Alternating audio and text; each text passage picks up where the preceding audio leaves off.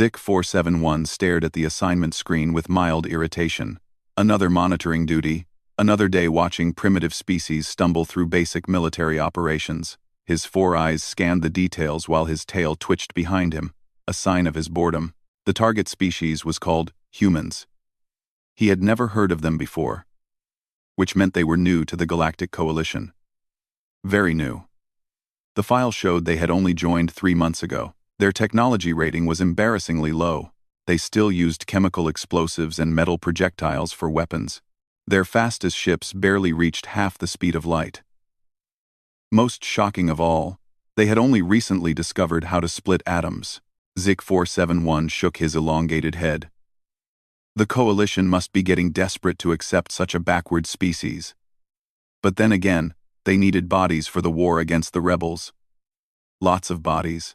And humans, according to their file, bred like insects and seemed willing to fight for very little payment. The assignment was simple. Tomorrow, human forces would participate in an assault on Kepler 442b, a rebel stronghold that had been causing problems for months. The Coalition expected heavy casualties among the human units. Someone needed to monitor their performance and document their combat effectiveness for future reference. That someone was Zik-471. He walked through the corridors of the monitoring ship called the Impartial Eye.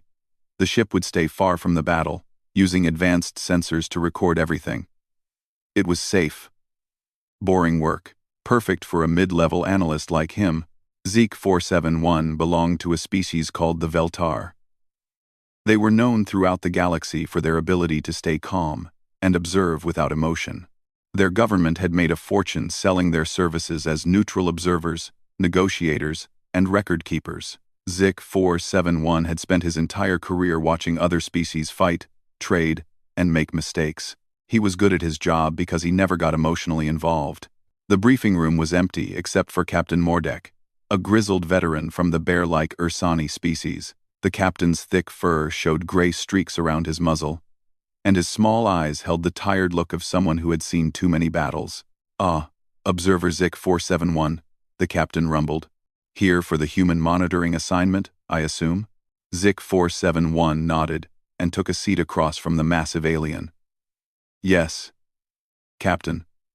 I have read the basic files, but I would appreciate any additional information you might have." Captain Mordek pulled up a holographic display showing the target planet. Kepler 442b appeared as a green and blue world covered in thick forests and deep oceans. Red markers indicated rebel positions scattered across the largest continent. "The rebels have been fortifying this world for over a year," the captain explained. "They have energy shields, plasma cannons, and automated defense systems. Our previous assaults have failed because the terrain gives them too many advantages. Dense forests, mountain ranges, and underground tunnel networks." Zik-471 studied the display. "And the human forces are expected to succeed where others have failed?" The captain's laugh was more like a growl. "Expected? No. They are expected to die in large numbers while providing a distraction. The real assault will come from coalition forces once the humans have drawn rebel fire and revealed hidden positions." "I see." Zik-471 made notes on his personal device. "What is the projected casualty rate for human forces?" 90% minimum, Captain Mordek said without emotion. "Possibly higher. The humans know this, and they still volunteered. Apparently, they consider it an honor to die for the coalition." Zik-471 found this puzzling. Most species valued self-preservation above all else. The idea of willingly accepting almost certain death for a cause seemed illogical. But then again, primitive species often behaved in irrational ways. The captain continued the briefing. "Human weapons are crude but numerous. They fire solid metal projectiles using chemical propellants.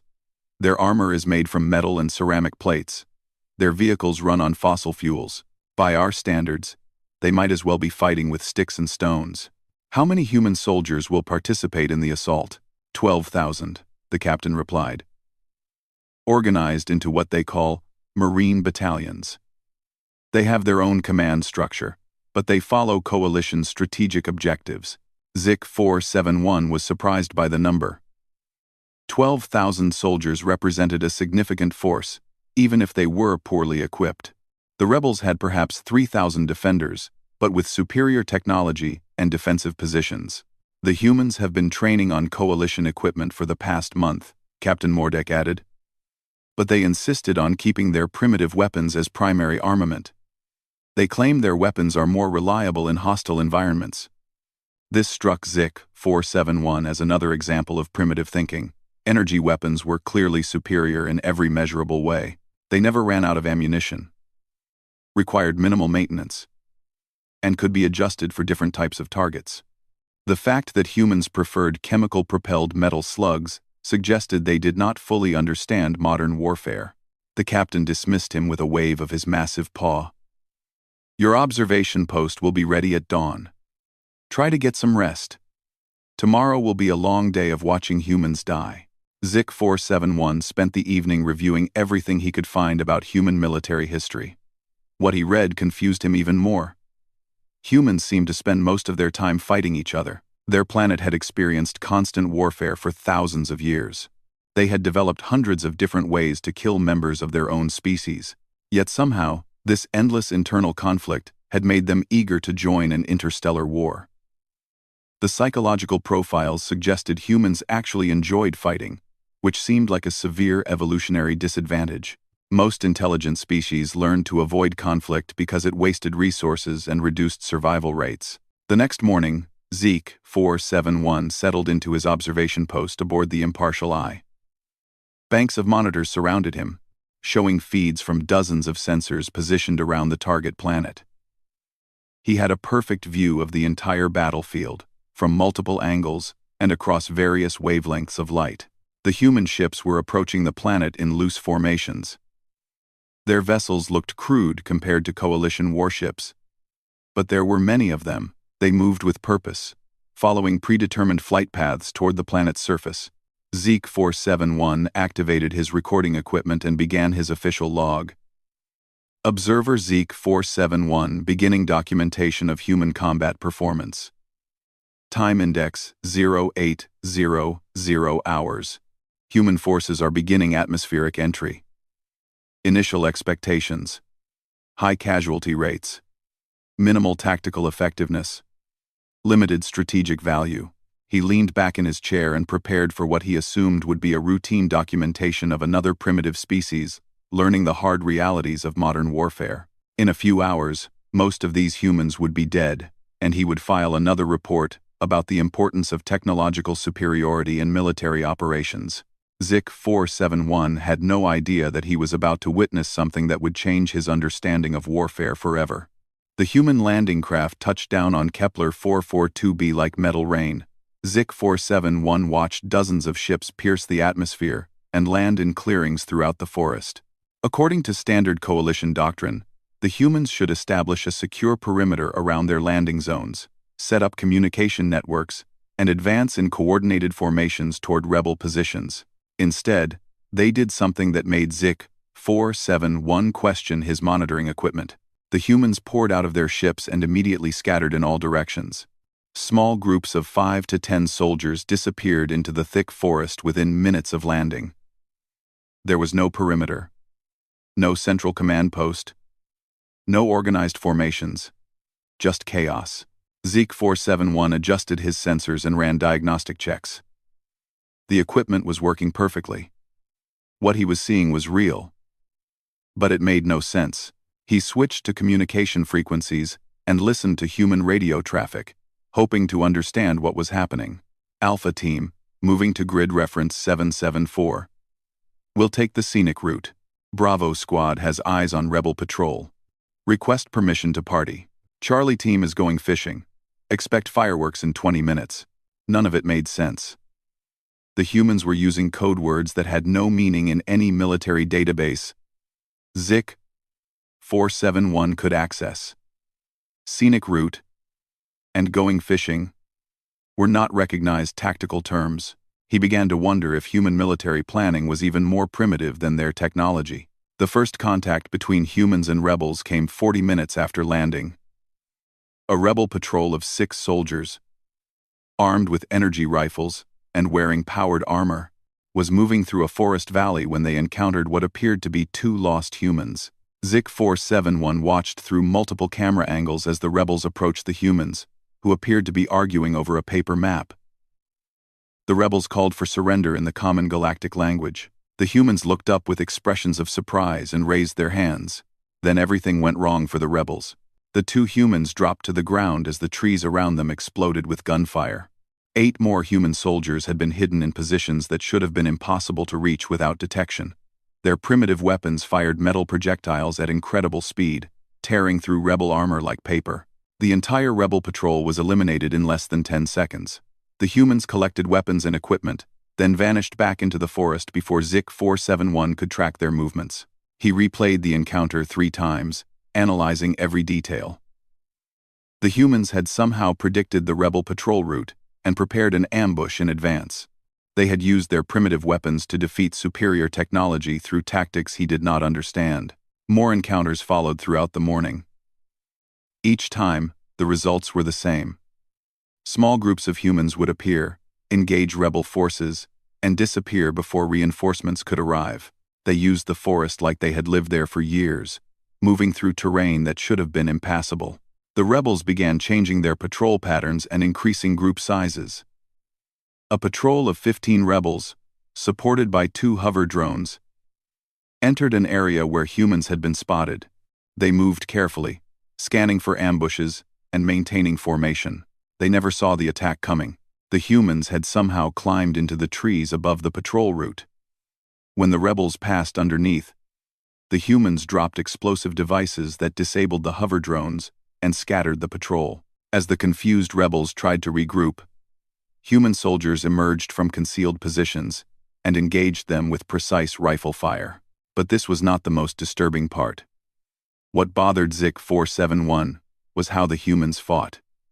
They did not aim for quick, clean kills like most civilized species. Instead, they seemed to target specific areas of rebel anatomy designed to cause maximum damage and terror. One human soldier stood over a wounded rebel and spoke in perfect galactic common. "Tell your friends that the humans are coming. Tell them we don't take prisoners who shoot at us first." The wounded rebel was allowed to crawl away and report what had happened. Zik-471 realized this was intentional. The humans were not just fighting a military campaign, they were conducting psychological warfare. As the day progressed, rebel communications became increasingly frantic.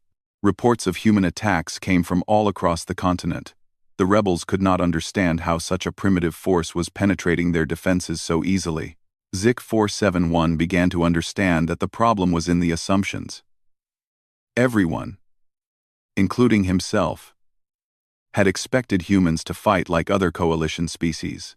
They expected organized formations, predictable tactics, and logical strategies, but humans were doing none of those things. Instead of attacking fortified positions directly, humans would appear behind enemy lines and strike supply convoys. Instead of holding territory, they would hit a target and immediately relocate. Instead of following military doctrine, they seemed to make up new tactics on the spot. A rebel commander tried to set a trap by broadcasting false information about a supply depot. 20 human soldiers walked directly into the trap.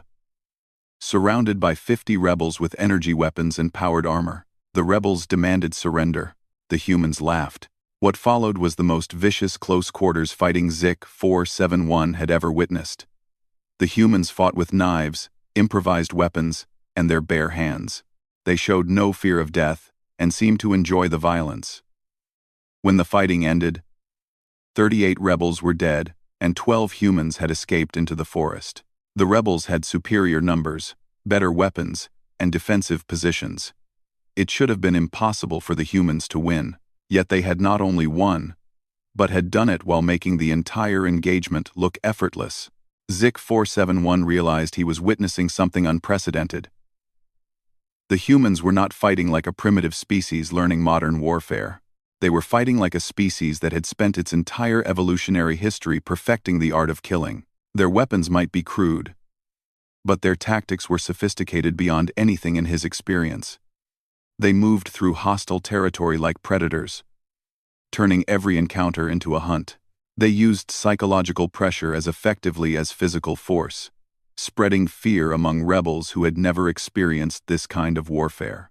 By evening, rebel forces had retreated to their main fortress and sealed all entrances. They were requesting emergency reinforcements and orbital bombardment support. A force of 12,000 primitive humans had terrified 3,000 well-equipped rebels into hiding behind their strongest defenses.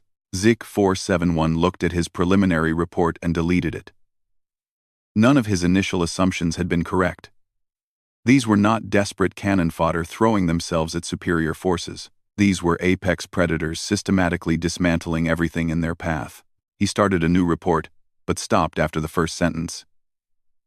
He had no words to describe what he was seeing. His training had not prepared him for this. Nothing in galactic military history had prepared anyone for this. The humans were not just fighting, they were hunting. Night fell on Kepler 442b, and Zeke-471 expected the fighting to stop. Most civilized species avoided combat in darkness because it reduced visibility and increased the risk of friendly fire incidents. Energy weapons created bright flashes that ruined night vision, and most military operations waited for daylight to resume. The humans had other ideas. Zik-471 watched in growing horror as human soldiers became more active after sunset. They moved through the forest like ghosts, appearing on his thermal sensors as brief heat signatures before vanishing again. Their primitive weapons made almost no light when fired, unlike energy weapons that lit up the entire battlefield. The rebels had set up defensive perimeters around their main fortress, expecting the humans to attempt a direct assault. Instead, the humans did something that violated every rule of siege warfare Zik-471 knew. They ignored the fortress completely. Human teams began attacking targets that seemed to have no military value. They destroyed communication towers, power stations, and supply routes. They contaminated water sources with chemicals that made them undrinkable. They set fires in strategic locations that filled the air with thick smoke, blocking rebel sensors and making air operations impossible. But the most disturbing attacks were against rebel morale. A team of humans infiltrated a rebel communications center and took control of their broadcast equipment. Instead of destroying it, they began transmitting sounds throughout the rebel network.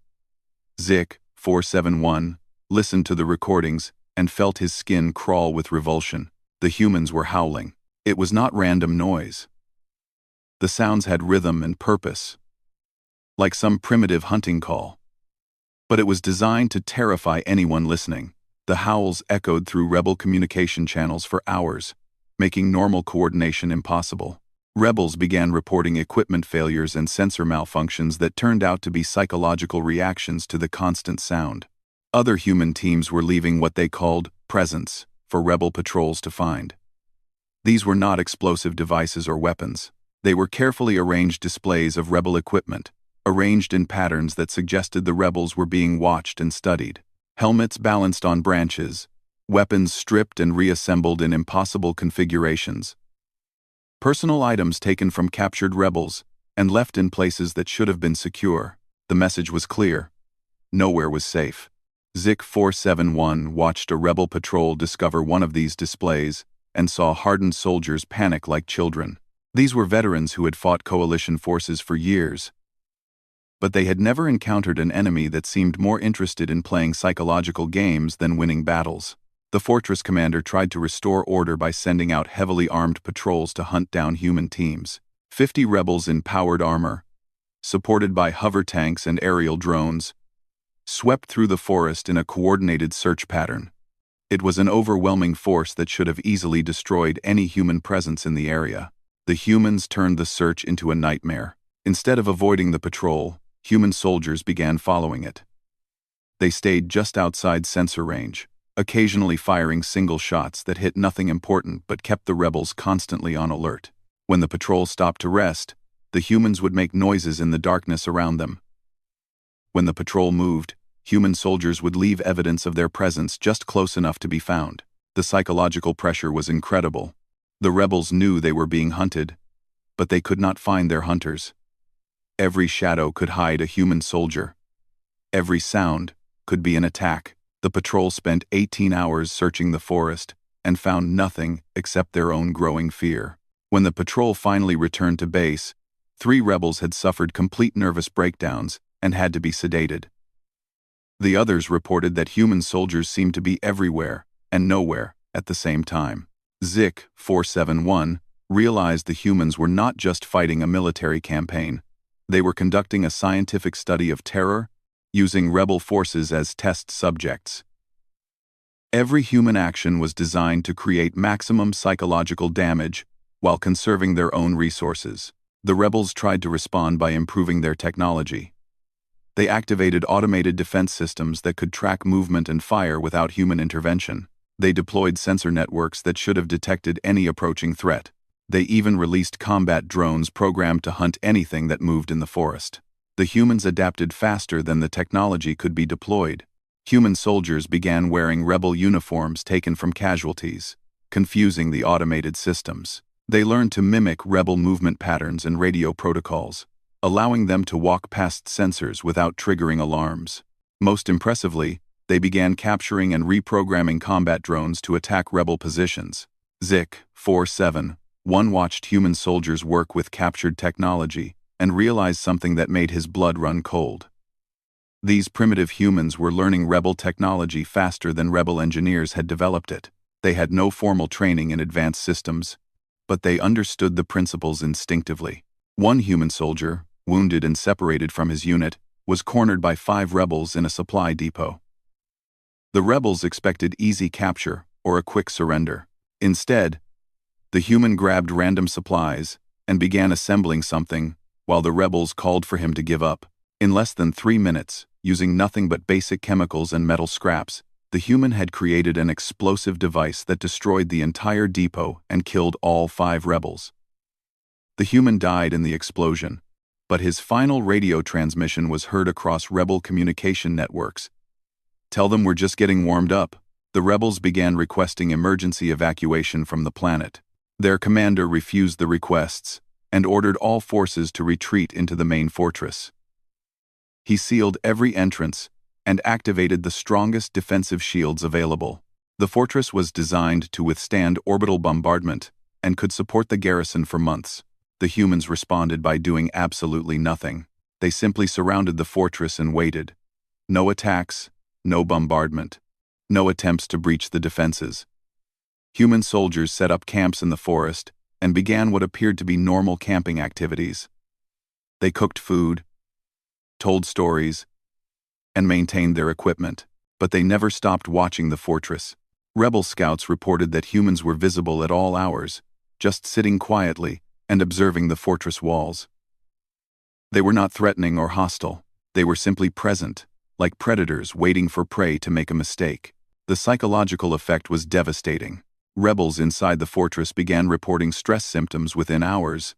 Knowing that thousands of human soldiers were watching and waiting created a pressure that defensive walls could not stop. Sleep became impossible. Normal activities felt wrong. The fortress began to feel like a prison rather than a sanctuary. Zik 471 realized the humans had solved the siege without firing a shot. They had turned the rebels' own fortress into a psychological weapon against them. The rebels were trapped by their own defenses, slowly being driven insane by the knowledge that predators were waiting for them outside. The fortress commander sent increasingly desperate messages to rebel leadership, requesting permission to break out and engage the humans directly. He preferred the risk of combat to the certainty of psychological breakdown among his troops. Zik 471 looked at his monitoring data and felt something he had never experienced before in his career as an observer. Fear. Not fear of immediate danger, but existential fear of what he was witnessing. The humans were not just winning, they were rewriting the rules of warfare itself, turning every conventional military advantage into a weakness. They fought like a species that understood violence on levels other beings could not even imagine, and they were just getting started. The siege lasted 3 days. 3 days of humans simply existing around the fortress, doing nothing more threatening than maintaining their equipment and watching the walls. 3 days of rebels slowly losing their minds behind the strongest defenses their technology could provide. On the 4th morning, something changed. Zik 471 detected new radio signals from human forces. The communications were different from their earlier casual chatter. These messages had structure, timing, and purpose. The humans were coordinating something, but their code words still made no sense. Kitchen staff, begin prep work. Dining room, set the table for guests. Catering team, the party starts in 30 minutes.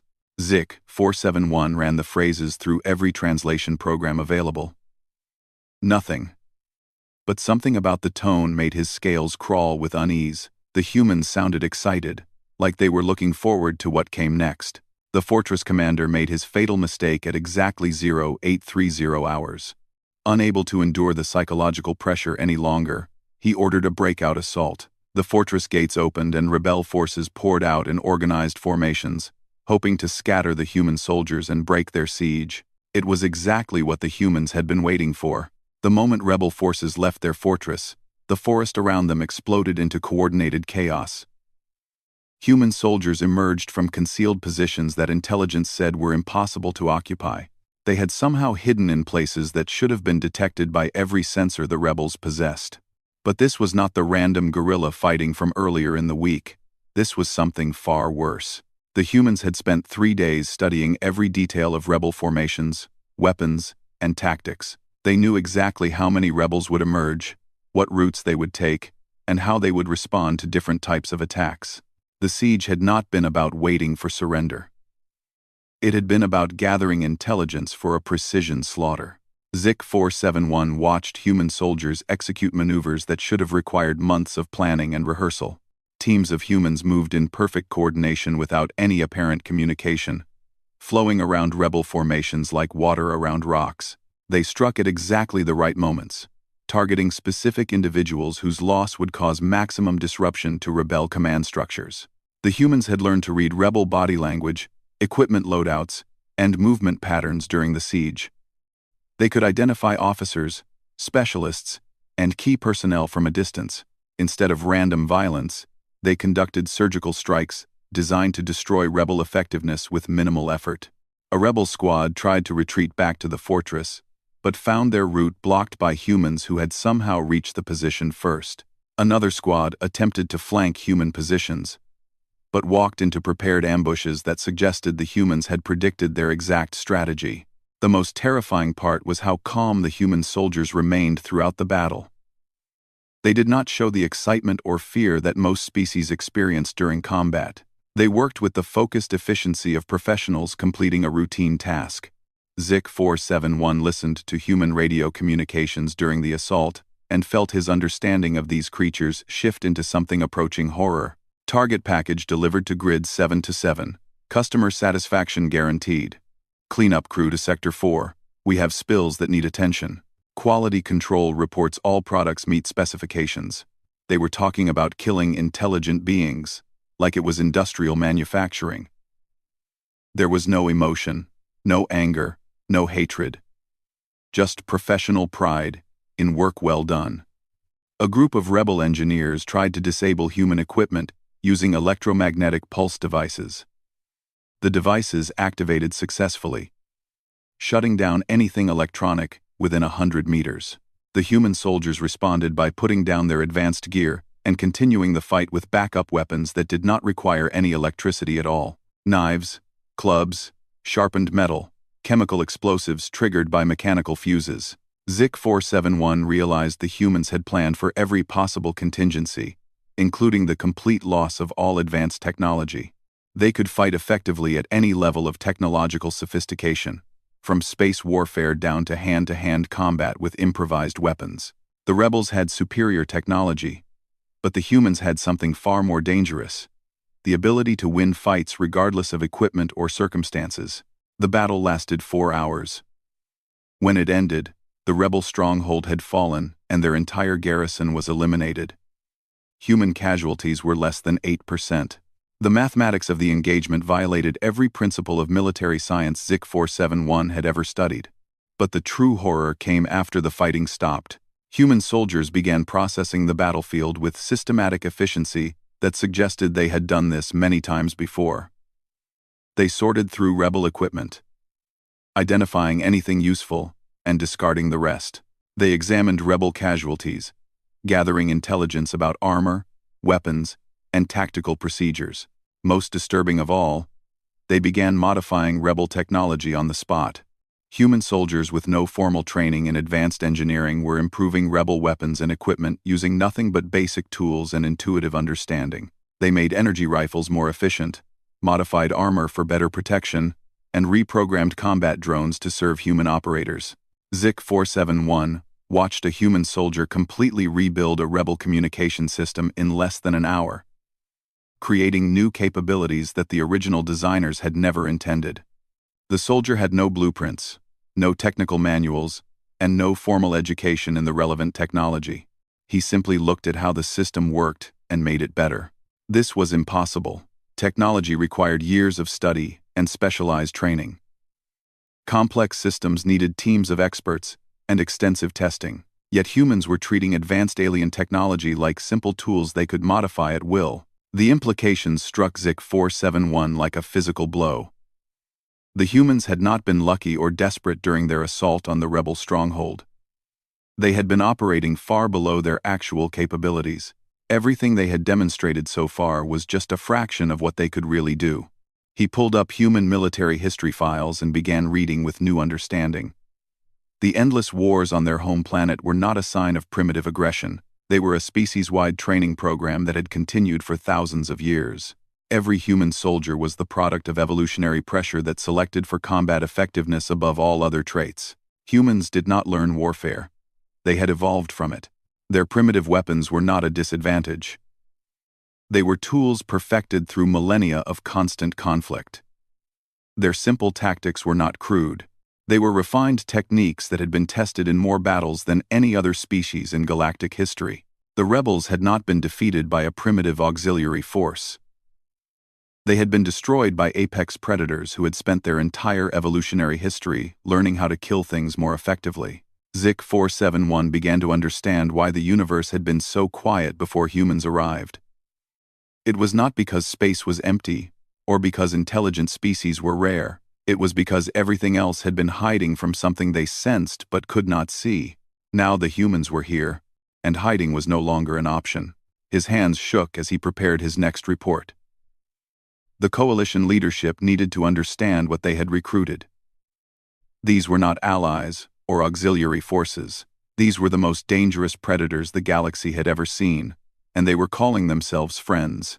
The question was no longer whether humans could help the coalition win the war. The question was whether anyone could control them once the war was over. The silence after battle was more unsettling than the violence had been. Zik-471 watched human soldiers move through the conquered fortress with casual efficiency, like workers cleaning up after a completed project. There was no celebration, no excitement, no relief that they had survived. They simply continued their tasks with the same calm professionalism they had shown throughout the entire engagement. 18 hours. That was how long the assault had taken from beginning to end. Coalition military analysts had predicted a siege lasting several months. The rebels had prepared for a prolonged defense using the best technology available. None of it had mattered. Zik-471 reviewed his sensor data, hoping to find some explanation for what he had witnessed. The numbers were clear and accurate. Human forces had achieved total victory with casualty rates so low they seemed like measurement errors. They had destroyed a well-fortified position using weapons that most species considered obsolete. The humans had not won through superior technology or overwhelming numbers. They had won because they understood violence in ways that other intelligent species could not comprehend. A communication signal reached the monitoring ship. Captain Mordek was requesting an immediate preliminary report for Coalition Command. Zik-471 stared at the empty document on his screen, unsure how to begin explaining what he had observed.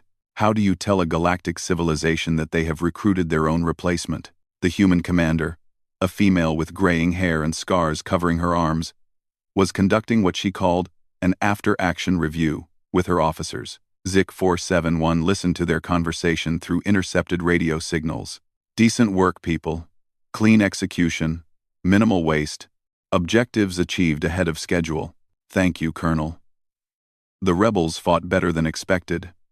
They adapted to our initial tactics faster than the simulation predicted. Good for them. Means they were learning. I respect that. Make sure their equipment gets properly cataloged. Some of their modifications were clever. We might use them ourselves. Zik-471 felt his scales go cold. The humans were treating the rebels with professional respect while simultaneously stripping everything useful from their defeat. There was no hatred, no anger, no desire for revenge. Just practical assessment of lessons learned and resources gained. This was how apex predators behaved. They did not hate their prey. They simply used everything efficiently. The human soldiers began preparing for departure with the same systematic approach they had used for everything else. They packed captured equipment, filed reports, and maintained their weapons, but they also did something that confused every military protocol Zik-471 knew. They began constructing a memorial. Using materials salvaged from the battlefield, human soldiers built a simple stone monument, listing the names of every rebel who had died in the fighting. They included ranks, units, and homeworlds when that information was available. The memorial was placed in the center of the conquered fortress where it would be easily found by anyone who came looking. Zik-471 could not understand the purpose. Why honor enemies you had just killed? Why spend time and effort commemorating the dead from a species you had never met before? The behavior seemed to contradict everything he had observed about human military efficiency.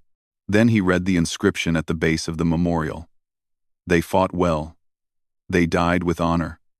We will remember their courage. The humans were not honoring their enemies out of respect or guilt.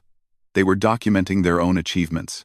Each name on that memorial represented a test that human forces had passed, a challenge they had overcome. The memorial was not about the rebels at all.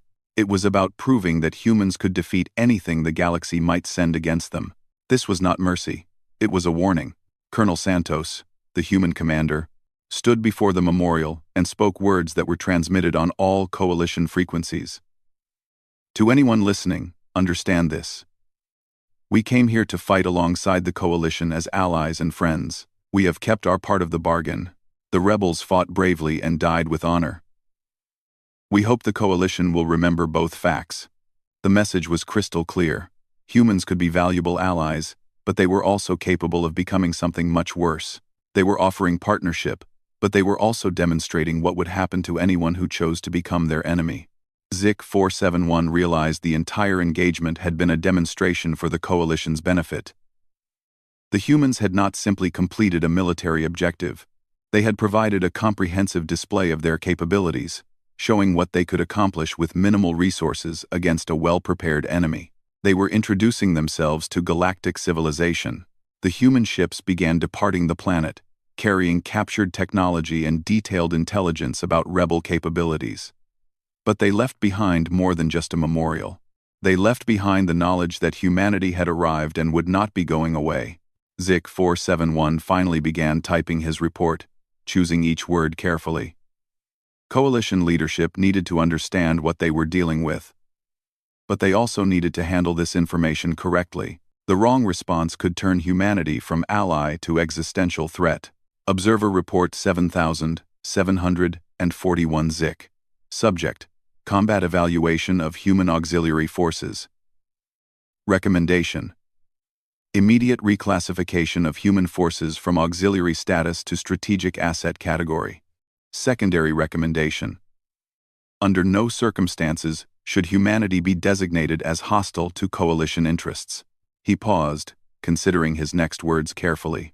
Additional notes: Human military capabilities exceed all previous estimates by significant margins.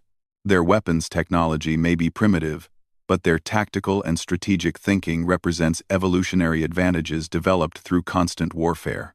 They demonstrate unprecedented ability to adapt, improvise, and overcome, regardless of technological disadvantages.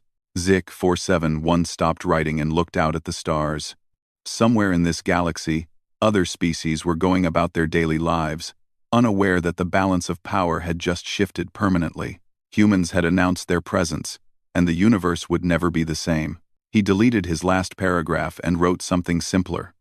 Humanity has joined galactic civilization. Everyone else should take note.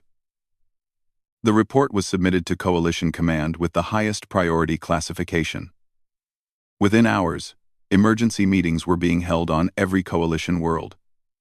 Military leaders, politicians, and scientists struggled to understand the implications of what had happened on Kepler 442b. Some called for immediate alliance with humanity. Others suggested careful monitoring and gradual integration. A few recommended containment protocols, but those voices were quickly silenced by people who had actually read the battle reports. Zik 471 completed his official duties and requested immediate transfer to a different assignment.